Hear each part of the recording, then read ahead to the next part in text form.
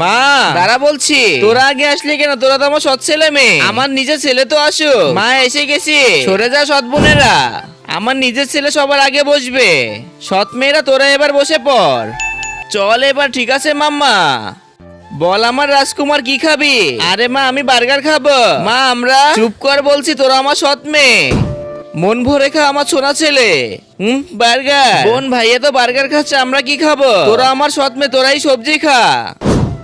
বোন কিরে তানিয়ে, তোর আবার কি হলো? ওই দেখো মা, এই আঙ্কেলটা আবার কে?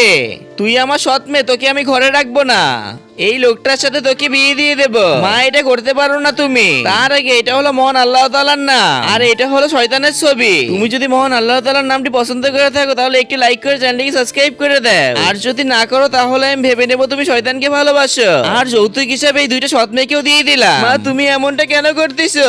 কারণ সবকিছু আমার ছেলে দিবে, তোরা কিছুই দিতে পারবি না। তারপরে তার মা বৃদ্ধ হয়ে যাওয়ার পর তার ছেলে তাকে ঘর থেকে বের করে দেয়।